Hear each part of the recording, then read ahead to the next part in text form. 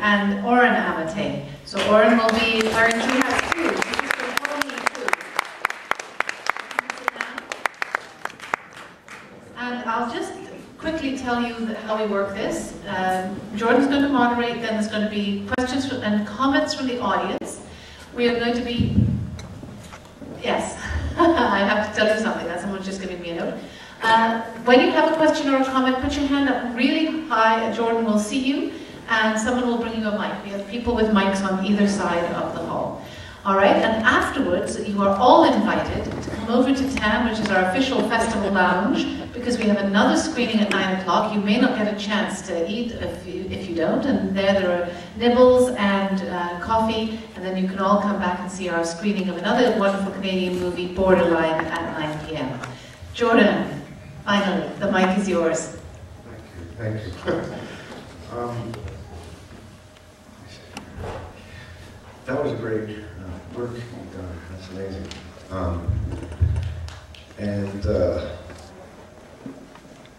Wow. Wow, what?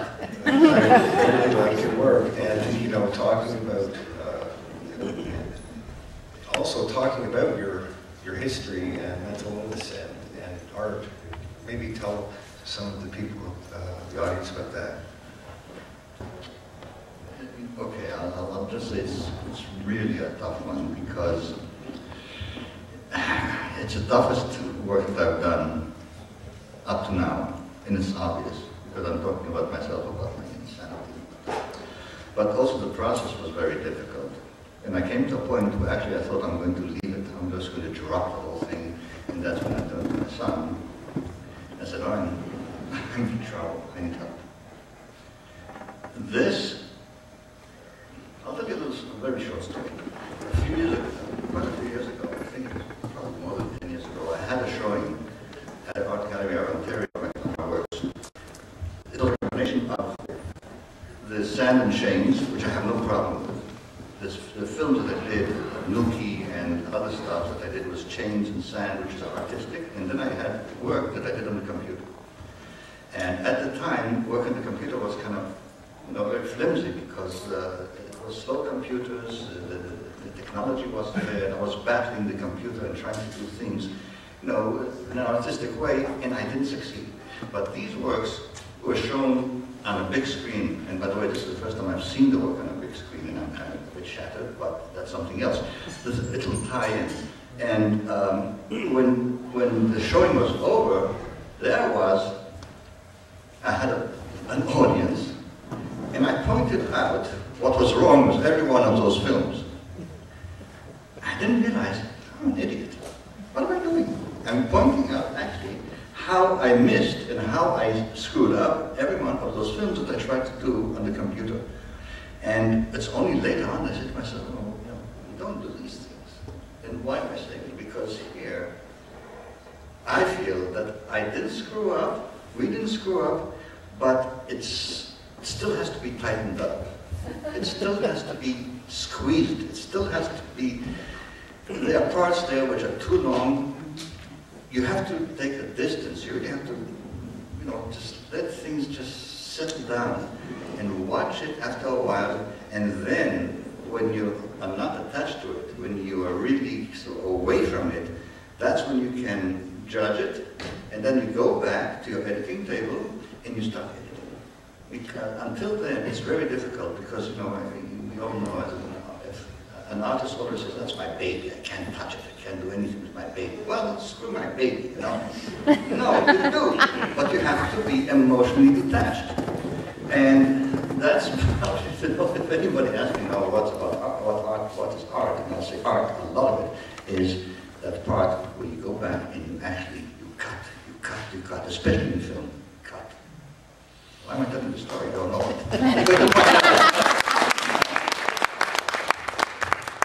Half an hour later, I'm going to find out why did I tell the story. What was it like working with your father, and obviously grew up with him, and maybe you can talk a bit about that.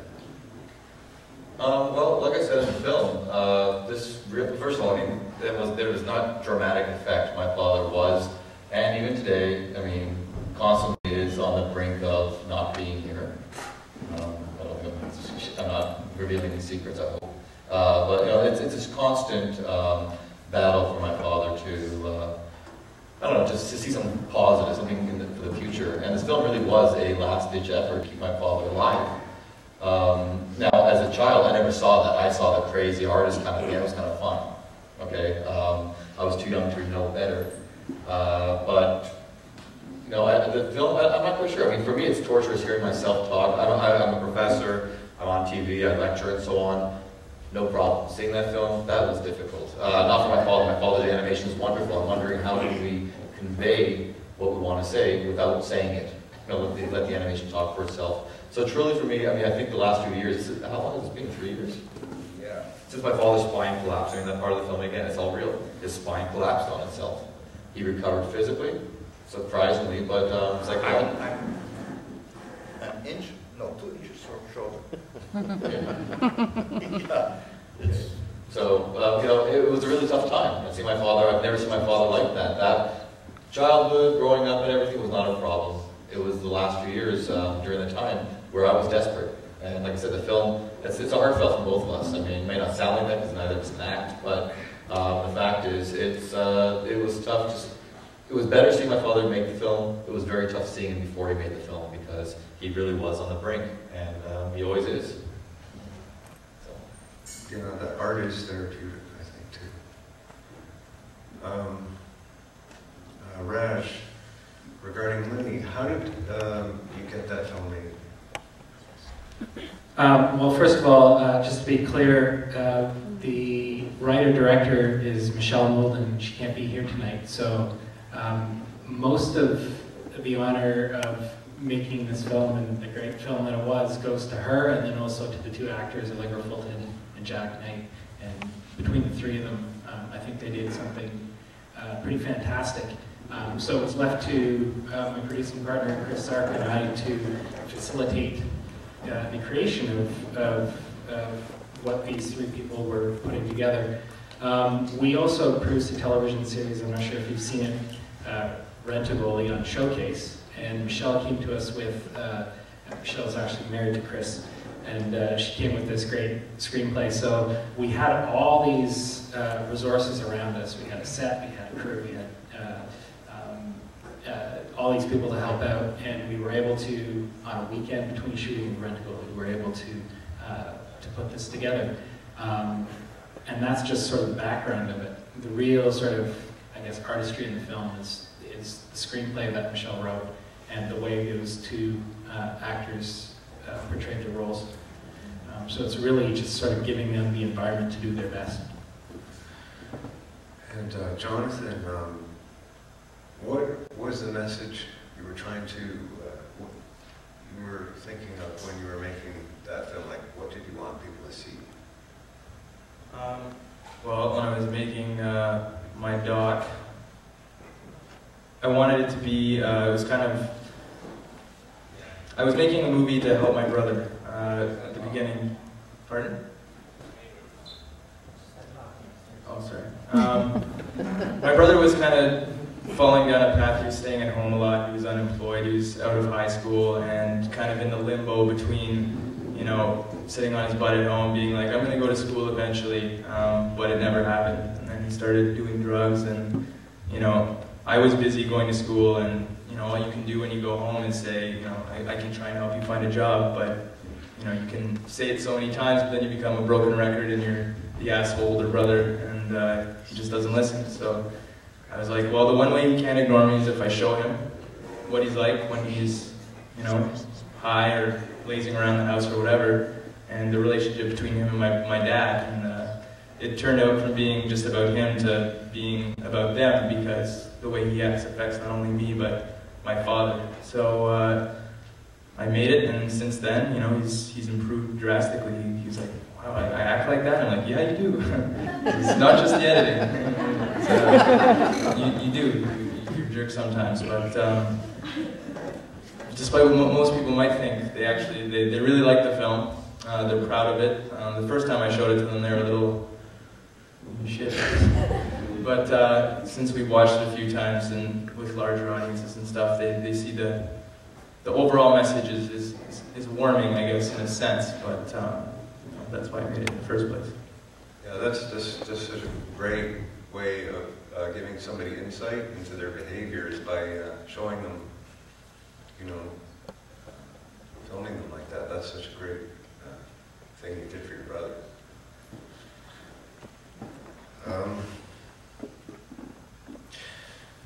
I was, Jonathan, about your film, there was something in it that was very interesting, like this idea of damage I got from it. That mental illness actually, you know, there is damage, and not only to the person who's experiencing it, but to a lot of people who are around them and trying to help them and stuff like that. Maybe you can, maybe I'm wrong in seeing that as one of the messages. What do you think about that? Is it that real, his mental illness? I mean, it can be a great thing or a bad thing too, but do you feel that you've been damaged by it? Of course, sure. That's what I'm saying. It's a curse. Right. You know, people talk about artists being manic, and there's a whole list of artists who are manic, bipolar, whatever, crazy. And the great ones suffered from manic depression.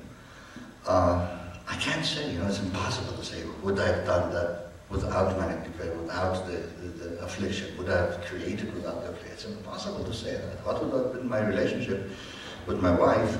We divorced after, what was it, 11 years. You know, when I look back and I say, holy shit, what did I do? How did I behave? You know, but it's only when looking back and saying, how much was affliction?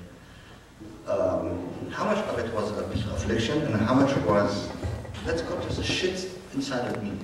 It's very difficult really to take and I've been through therapy, and some of the things that I've learned in therapy really blew my mind, totally blew my mind. I remember one of the times it's like bulbs went up, and I would drive down to work, to the CBC through the Down Valley, and I would scream in the car, like my lung, you know, I would just scream because it was such a revelation.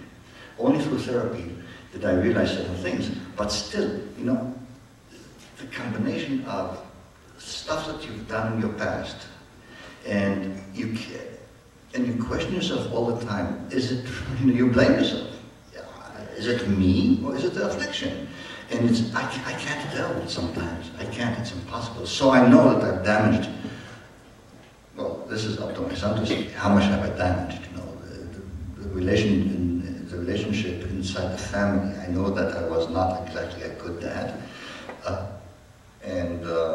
I don't know, it's tough. It's one of these things, it's so difficult to talk. That's why I try to you know, the thing is that 50%, this is only 50% of what I really had in the film. I cut. There was a lot of stuff that I cut out because I couldn't get my head around it. There was so much stuff I was questioning, asking myself, how much should I leave in? What should I do with this? What should I do with that? Impossible. It's really not up to me almost. It's up to you to tell me how bad was I as a dad? You know, how bad was I? How rotten, how miserable was this asshole? Because I called myself an asshole, because when I look back, it was some things I did, I said, holy shit, how could I have done it? But again, was it my affliction, or was it because there's something inside of me that, you know, is twisted, is crooked, is who knows what? And I'm telling you, I've been through therapy, and I don't have the answers. For the record, I have not been his therapist. The only time I really spoke to Oren really seriously was at that time when I was so desperate, and we sat, you know, face to face, I think, and I was after the operation. I was devastated after the operation. Things were happening, also was drugs. I was on really heavy medication. We are talking about medication that you can imagine for months. And it also must have done something.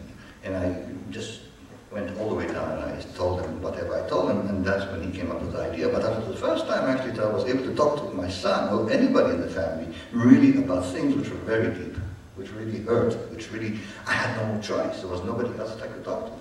And that's the only time when he really felt that there was a real connection, I think, a real connection between the two of us.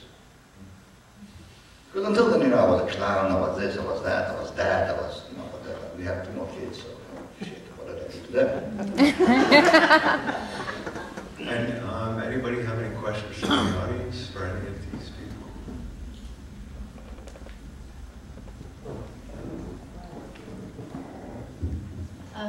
Yeah, I have a question for Raj. This is quite an amazing group of stories that all seem to involve family. And yours was a drama, and the other two were documentaries. But was it based on a true story, or was it completely imagined? It was a fiction. It was not based. It's not based on something that's actually happened. But it's inspired by stories that Michelle both knows personally and through research as well. So while that story specifically is not true, it is inspired by truth.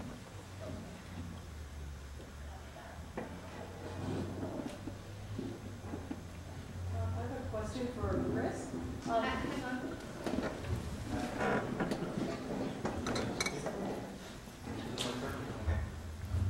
Jordan will point to who. Oh, Yeah. and then, I sort of have two questions. I was wondering what you used to film that video and how you got your dad and your brother to actually, they seemed so natural in there. How'd you get them to agree to that? Well, I shot it on the DVX 100. It's like a digital camera. And when I first started to do the doc, I was like, I wanted a crew so I didn't have to film, I could just direct. And I sat down with my brother and we started talking, and he was being far too polite, like he wasn't being himself. And I kept being like, why are you talking like this? You're talking like you're in a business meeting or something like that. So I knew I had to get rid of the crew and just sit with the camera, and I basically lived with the camera for like 7 months and filmed it when they'd start to fight or when I thought a good moment was there. And I kept it on all the time, so eventually they just forgot about it. And the last interview I do with my brother is where he says that my dad's Superman. And he's like, this is the last interview you're ever going to get from me. I'm sick of it. Because, you know, I caught him during some pretty emotional times, but eventually they just forgot it was there. And, you know, that was probably the hardest part, was when they were fighting. I'd want to mediate, but I was like, oh, that's a good shot. So I let them go, and then, so it was kind of fighting between filmmaker and your brother. So sometimes I feel the need to kick in, but I want it to mainly be about them. So I guess, hope that answers your question. Yeah, I have sort of two I'd like to address you, and also, I'm not sure who's John. John. Okay. First of all, I teach media arts in a high school, in an alternative high school, and there's about 5 or 6 boys in my afternoon class that are just like your brother. They come in high all the time, they're rambunctious, they're scattered, they have difficulty focusing, and the thought has occurred to me that it might be a good idea to show them your film so they can see that. Okay, can I find an email for you on the net? I'll give you my email afterwards, for sure. Okay, thanks. So I really appreciated that. It was a real interesting experience. And John, I really appreciated the honesty of everything and the honesty of the relationship. And it's a really, really interesting film. The things you were talking about, and you know, I really identified with a lot of the things that you talked about, and the fact that it seems to me you said something about human nature, and when you look at human nature, it can be very depressing.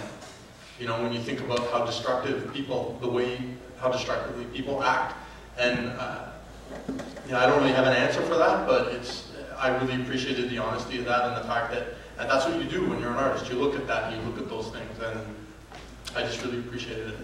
Thank you. Well, it's being an outsider looking inside. Sorry? It's like it's being an outsider of your society. It's not a choice that you make. You don't make a choice and say, I'm going to be an outsider, I'm going to look inside, I'm going to comment on what people are doing. No, it's a natural thing.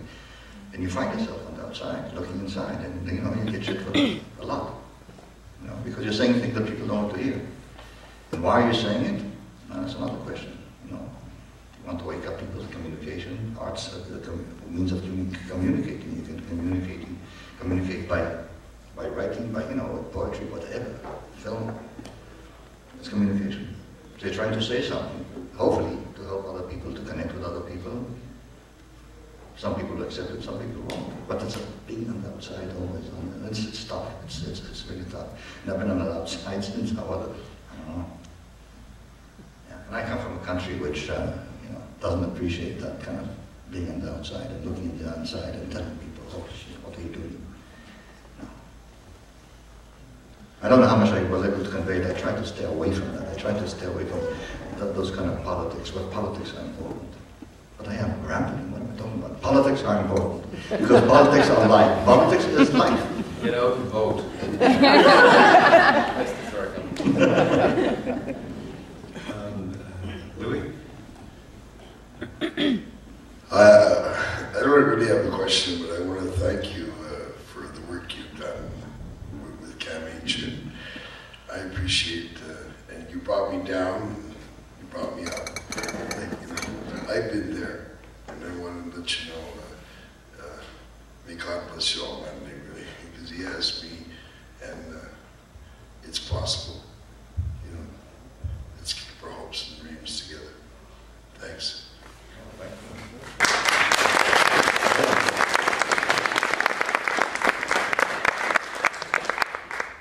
Anybody have another question? This is John. Hi, just a question for Chris. There was a scene where you were talking to your brother, you were asking him about him dealing drugs, and then it cut to your dad being in bed and listening in, and then back to you guys and him going down. Were you the only cameraman? If you were the only cameraman, how did you manage to do that, give that continuity? I was the only camera person. Fortunately, the good thing about my dad and my brother is they fight about the same things every day. So being able to maintain continuity in fights it's not that hard. But for that specific fight, yeah, no, I talked to my brother, and then, truth be told, I did kick my dad a little bit. I'm like, you have to go talk to Thomas downstairs. He's rolling a joint, and he did hear our conversation. So that off camera, that was live, but he wasn't going to get up. But I kind of pushed him for it, not just for the film, but because my brother needed to be called out on it at that particular moment. But no, so that's pretty much how. Actually, I wanted to. A side note, I never mentioned it in the film, but my dad, he's a manic depressive as well, and so I get what you guys are all about, because Oh, you don't. Your brother's bad. Well, you guys saw the good moments.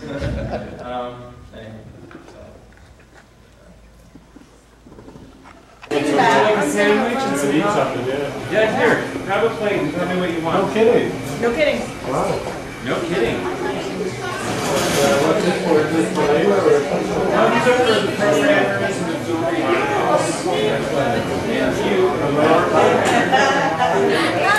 Hi.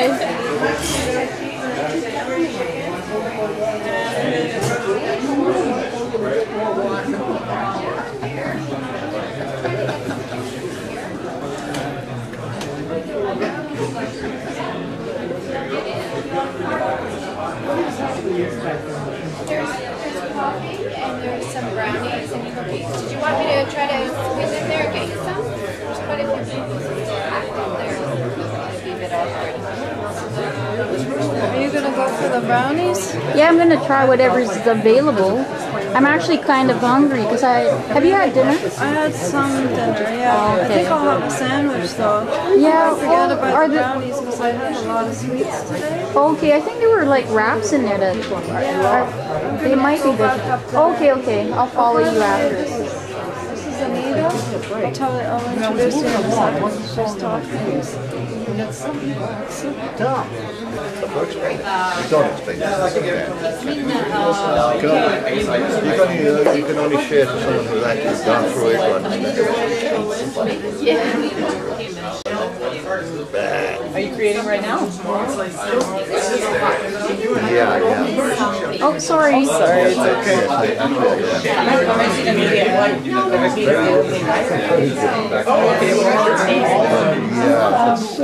It's like,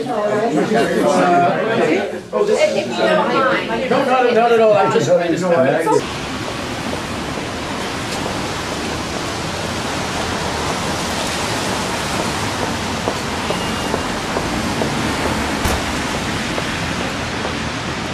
going to turn it over to the audience for your questions and comments. And there'll be a microphone on each side of the aisle. If you can just indicate that you want to speak by putting your hands up so that Lisa can see you, and someone will bring you a microphone. Thank you very much. And oh, and also, it's marked in our program that John Grayson is on this panel. That was an error. He's coming tomorrow. Thank you. Hi everyone, my name is Lisa Brown, and I'm going to start with Barbara Shanebaum, who is a writer, and ask Barbara to give us a very quick crit of the film as if she was going to be writing it for an article. It was an emotional, sexual, spiritual journey of a woman who goes from not liking herself, having problems with sex, alcohol, drugs. A woman who goes to her outer edge before she finds herself, before she realizes who she is, and she accepts herself, and she's able to come to a point of self-love. So she's able to be vulnerable to love, whether it's for her mother, her grandmother, and the man that she falls in love with. It's a character-based film, beautifully rich, character-driven film, about a woman who finds her own voice as a woman and as a writer. And it's all about voice, it's all about character. It's not heavy in plot. It also, I should also say, it won at TIFF. It won the Special Citation Award at TIFF for one of the best Canadian films this year. And unfortunately, Charlotte couldn't be here, but she said when she made the film, it's also based on two novels by a Quebecois novelist called Marie-Cécile Labrèche. The first one is called Borderline, the second one is called Labrèche. This film combines both of the books. And Lynn Charlebois, the writer, said when she read the books and she met the writer who co-wrote this movie with her, so it's written by two women, she found herself in the film. She thought everybody had a little bit of borderline in them, a little bit of adventure, craziness, and something that was dangerous, but something that was also vital and important. So I love the film. I just thought it should be here. Thank you, Barbara.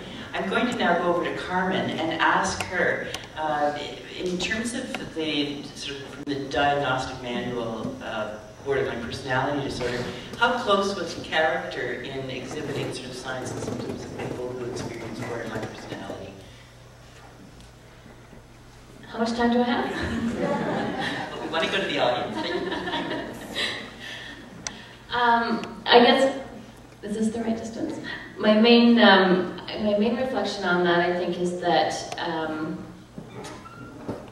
I think that middle zone where she was the young adult, where I guess she's 20, seemed like it could be consistent with the criteria for borderline personality. That's certainly a time where she seemed very volatile and very impulsive. And from what we saw, it certainly seemed like a possibility. When she was 30, though, in the sort of the present moment in the film, certainly it didn't see those characteristics anymore. She was really just left with the relationship problems, and certainly recovering to the point of not even being particularly volatile or emotionally sensitive by age 30 is actually not that common. So that part didn't fit particularly well with the diagnosis, but certainly the way she behaved around age 20 could have. Did you want me to go over the actual? Sure, it'd be great. There's 9 different characteristics. It'd be great for... Okay, I'll try to do the quick review. So, according to the... Oh, thanks. So according to the DSM, which is the Diagnostic Manual in Psychiatry, I don't know how many of you are familiar with that. It's kind of a checklisty kind of form of making diagnoses, and certainly the diagnoses for personality disorders are like that. in general, in order to have a personality disorder, there needs to be a long-standing pattern of behaviors or coping mechanisms that are either very distressing to the person or really interfere with their social or work functioning. And for borderline in specific, there's 9 of them, and 5 have to be met for the personality disorder diagnosis. So the 9 are emotional reactivity, being very sensitive to environmental events, to particularly relationship events and what other people say and how they behave in relationships. A chronic sense of emptiness, intense feelings of anger, suicide threats or attempts or self-harm, at least 2 other forms of impulsivity, like alcohol, drugs, impulsive sex, overspending, shoplifting, all kinds of possibilities there. And dissociative or paranoid experiences that could look similar to brief psychotic episodes. Where am I at now? Frantic efforts to avoid abandonment, an unstable sense of identity, and kind of flipping back and forth between loving people and hating people, or very sort of on and off in relationships. So that's the list of 9. Thank you. Teresa, this is your 3rd time watching this film. Teresa saw it at the Toronto International Film Festival and also felt very strongly about us programming it. Teresa's a programmer. This is the 3rd time. Did you see anything different? Was there, were you left with a different sense after seeing it at the 3rd time? Yes, I did. What I noticed this time is that she was starting to heal. She, I think, had come to terms with her reality, and she was starting the healing process. For me, it was a case of identifying a lot with Kiki. Some of the things that I got from it was that you know, it seemed that throughout her life she was mistaking sex for love. That you know, bad love was better than no love. That she was more uncomfortable. She was more comfortable around people who were going to hurt her than be kind to her. That's once you're at that point in your life, it's very hard to come out. But I did, for this 3rd time seeing it, that she was on the mend, which is good. It's good because I don't know what the success rate is personally for somebody with personality disorder, what the success rate is from getting well. Carmen, could you just respond? Yeah, I mean, there's a little bit of research on that, not tons, but in general, what happens over the life course of somebody with a disorder is that the extreme impulsive behaviors tend to fade away after about 6 to 10 years of really any sort of treatment, and in middle age for many people. What usually remains is the emotional sensitivity and the often intense emotional reactions. That's sort of more temperamental trait that can last much longer. And for many people, the difficulty functioning in terms of relationships and work is often one of the things that is hardest to cope with as well and last the longest.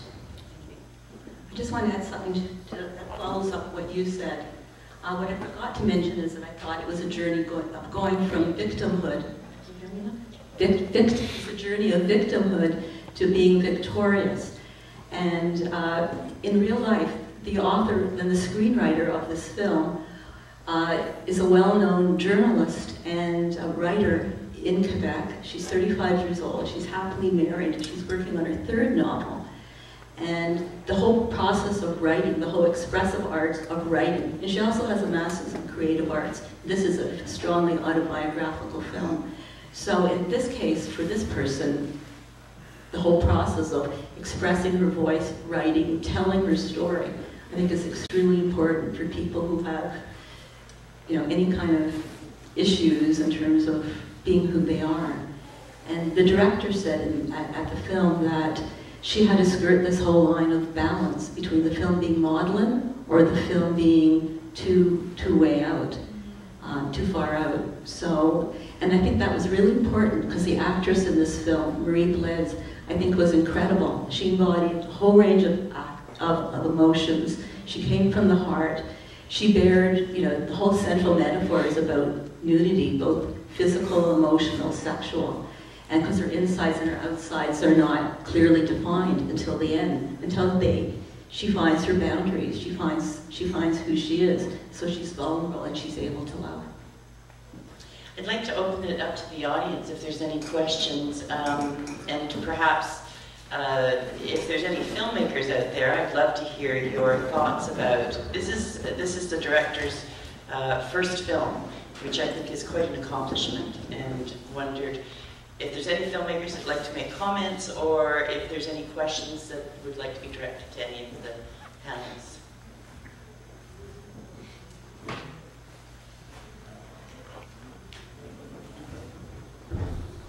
I was just wondering how she got better, because there didn't seem to be a big jump from the middle girl to the 30-year-old. And clearly things weren't great when she was 30. She has a relationship with a married man. I don't think that's so uncommon. And she gets to find someone she falls in love with, which might be more uncommon. But she seemed quite stable in the last part. And she was very committed to her grandmother and, you know, visits her mother, even though it doesn't, you know, it's very, not very satisfying. And yet there she was, cutting herself and in a really extreme state in the middle one, and I'm not sure what happened. How did it get from A to B? So the journey was odd to me. I think that's a result of making a film based on two novels, autobiographical novels. Lynn Charlevoix talked about that. In the first novel, Borderline deals with her as a child, and La Brèche is the second novel that talks about her journey going from 20 to 30. So I think in the process of, can you hear me? In the process of making a film and collapsing a whole life of 30 years into a film, I guess these are just the artistic decisions she makes. But there may be, yeah, there are some emotional leaps in it. Could you comment, Carmen, on Yeah, I had the same question after I watched it. I mean, on the one hand, I really appreciate the implication that it's the processing of her memories of her earlier life that are leading her to be more integrated, which is kind of a fundamental of any kind of therapy. So I really thought that was terrific. And at the same time, I was missing the specifics in terms of like when did her writer's block resolve? Like it seems like we're looking for something to have happened that kind of released things. And I guess one piece that I'd be missing from my perspective particularly is that in the now, as she's reliving the memories, I'd want her to be making some meaning of them so that we understand why it's significant and why it's helping her in the moment and why she's reintegrating and maybe demonstrating some emotion about the way she reintegrated the memories. Thank you.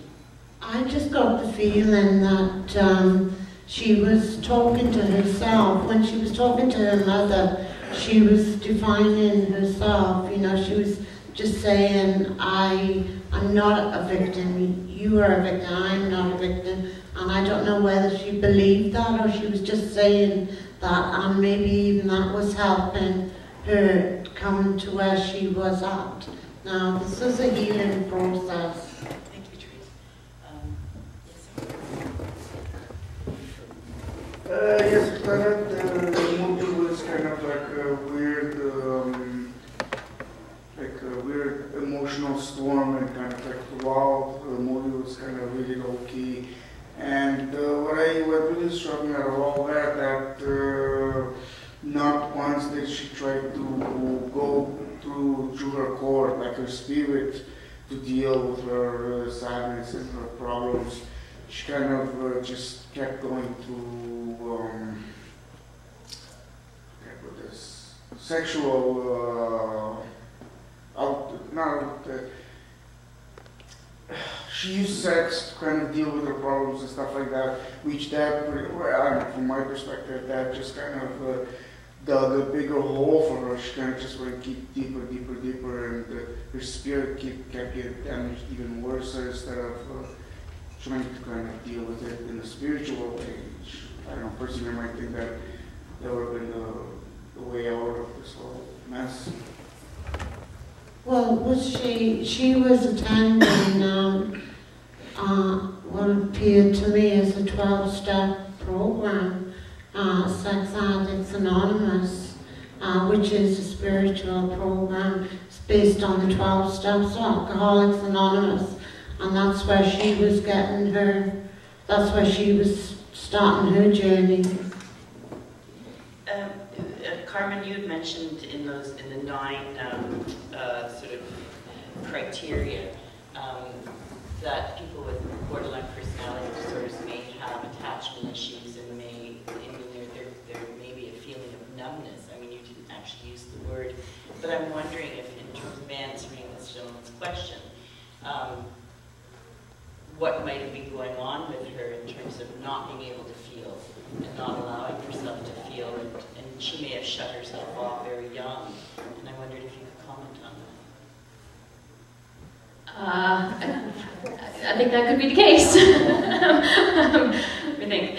I mean, I guess the thread that I was thinking of, because I think you were kind of also looking at what would have helped her heal, right? And what was part of the process that was actually helping her. And I wonder, like, we didn't get, I think, Teresa, I agree that I think there's a hint that she's getting some spiritual side from the 12-step group, but that's only a hint. We don't really get to see what actually, like what she's getting in touch with, and maybe that's where the numbness fits in. I think that's certainly common for people with BPD, is that their emotions are either numbed out or completely overwhelming, and then it takes a lot of work and a lot of kind of reintegration of past experiences to be able to experience emotions on any level, and it's like in a middle zone where they're not overwhelming but still present.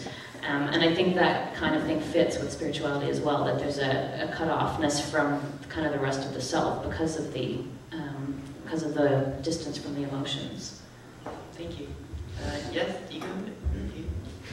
I was just wondering what people thought about the mother who was, I mean, I found it kind of strange that she was sort of catatonic dramatically, because I felt that there was something about, there must be more in the story about her relationship with her daughter that wasn't shown, but, you know, and I was really wanting to know more about that, because I just suspect it would be more than just being a weepy person, that there was probably some sort of reality playing around with that it seems to be missing in the film.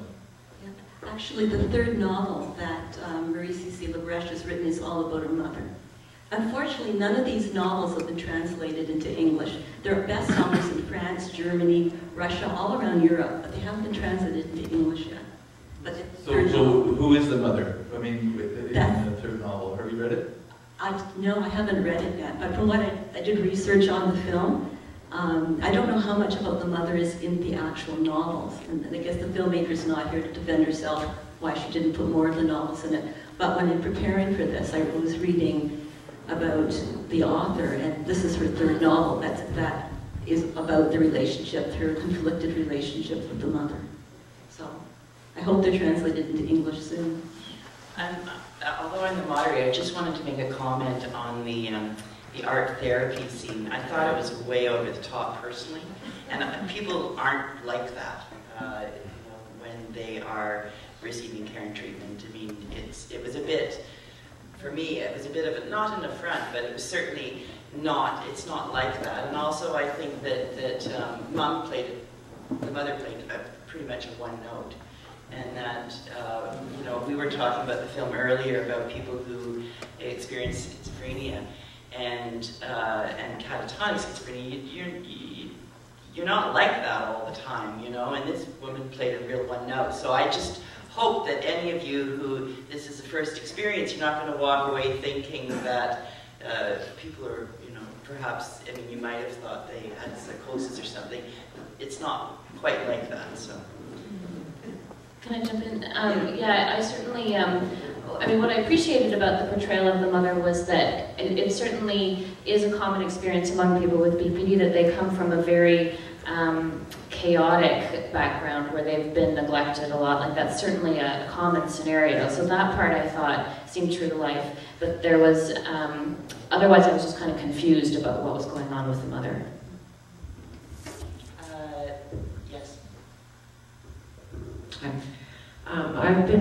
I was diagnosed with BPD probably about just over 10 years ago, and I didn't know of any treatment available at the time, and then I heard about a program here, signed up for it, was on a waiting list for quite some time. In any case, I've been in treatment now for a couple of years at CAMH, and there are specific ways of treating it that have proven to be successful, and I can vouch for that as well.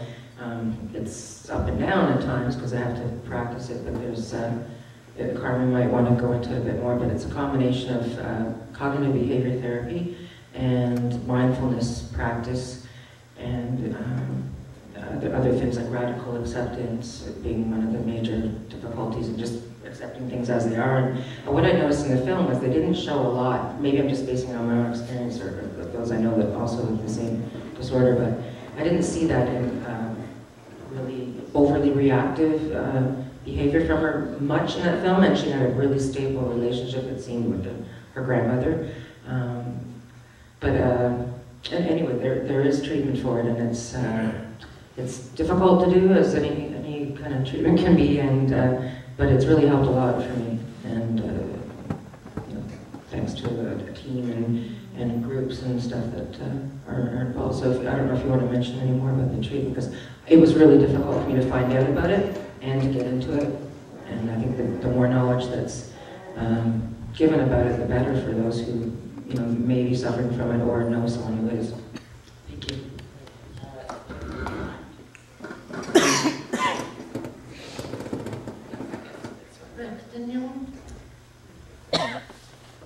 Somehow I think if it had just had a different title, if it hadn't been called Borderline, then we might not be looking to see whether or not she is borderline or isn't borderline, and maybe it should be called Walking the Fine Line or something like that, because I think a lot of people feel like maybe they're borderline, and it felt really real to me, and I sure felt connections to her, and know lots of people just like her, and I don't know that it's accurate in terms of its mental health portrayal, but I think it's really accurate in terms of part of turning 20 to 30.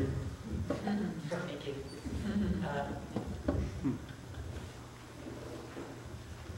I just had a question for, is it Carmen?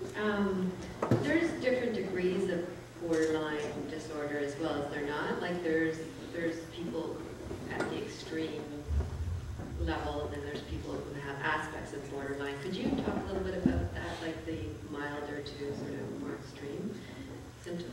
I don't know if I can say it any better than that. Certainly, as I listed the 9 criteria, and as I mentioned, that in terms of the way our diagnostic manual works, it's kind of a yes or a no. If you've got 5, then it's a yes, and if you've got 4, then it's a no. But real life, obviously, is more complicated than that, and certainly you can have really any combination of them and any severity of the criteria as well, and it's not that uncommon that people have 2 or 3 as well. So you could have 2 or 3 that are fairly significant and are really impairing your life, and you could have you know, 5 or 6 that are not quite as severe. So there's a really huge range, and there's also a huge variety in how people present because of the fact that there's such a there's so many combinations. Even just with 5 of 9, there's what is it, like 150 different potential combinations. So there's a huge variety, and definitely a huge spread in terms of severity.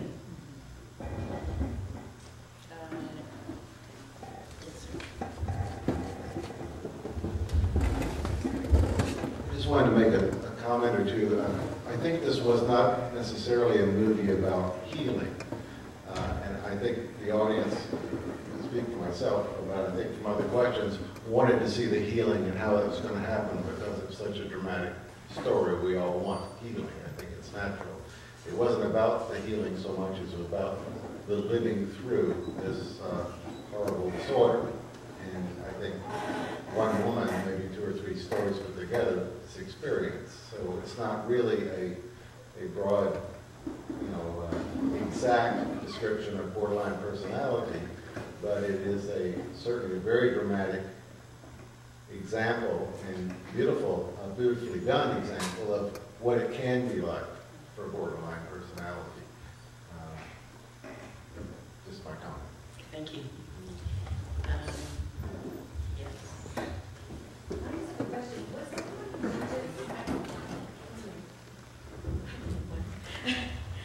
Is the woman that this is about, or who wrote it, was she actually diagnosed and treated for borderline?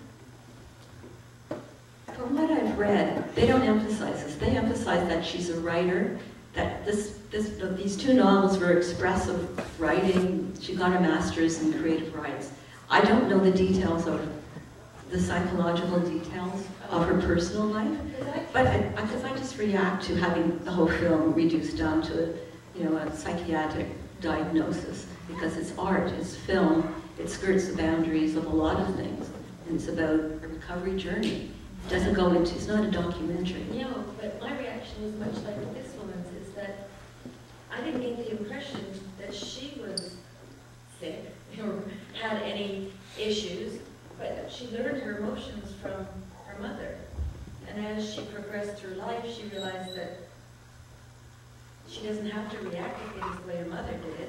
And as she moved from her 20s into her 30s and came into herself, she could then react and respond based on her own learnings of emotions rather than her mother's learnings of emotions. But I didn't see a borderline situation in the character. I saw it more in the mother. Carmen, do you have any comment on that? I mean, certainly we saw that the mother had much more difficulty coping with emotions than the daughter did. I think, I mean, again, like, I agree that it's not, it doesn't sort of give the story of somebody with BPD and exactly, it's not really about the diagnosis. And then I guess I'd like to point about how she learned her emotional responses from her mother. I mean, that's exactly what we all do. And I guess the flip side of that, though, is that a lot of us do go into therapy for help with that. And for, like, it may not be sickness exactly, but certainly a lot of us need help figuring out how to unlearn our early emotional reactions and figure out how to see things in a more helpful way. Yeah, I was hoping for, in the end, I kept waiting for her to be healed, as the gentleman said, and I thought at the end it could be left up to interpretation that she was right back, it seemed that, she found a stable guy and she was realizing it, but then the last scene, it's almost like she's reliving what she had done and she was doing one more time, and it seemed that she could have been swept right back into that spiral again, and that I wish that it hadn't ended that way. But other than that, it's very good. Well, I guess it had a circular ending, and I think my take on it emotionally is, had she not found true love, she had to finish her writing. I'm going back to the writing again. She had to finish her novel. She had to finish her writing. She got unstuck. She had to use the character who was using her to liberate herself. When she has that scene at the end, that's what she's doing. She's letting go of him so she can move on and go back to the guy who she feels vulnerable to and who loves her. So she had to say goodbye. So my feeling is she could have got hooked back if they didn't have another scene. So, I guess it's the director's decision to put that scene there as opposed to anywhere else. But that's how I read it. This was the grand goodbye to the muse. This may be how art is different from life. Because I totally agree. I think if she had really done that in real life and had really given in to the urge to have a goodbye, it would have actually worked out. But artistically, it does work out very nicely for the story. Thank you. We have time for one more question. Yes. I saw the movie as like a person reacting to a mother that was emotionally not there for her. And I'm not a psychiatrist or a therapist or anything, but it could lead into so many other diagnoses. You know, like a person, like I suffered from depression, and I you know, I can get really hung up on what my mother said or did, and I think the healing process is that I become my own person. I don't know how, but I guess going to a lot of groups or therapy, and so do you feel that way, that it could have been, see, I feel they call it borderline, but it's sort of like a person who's not really there, if you're not, didn't really know what the 9 characteristics were, or that this is this type of personality.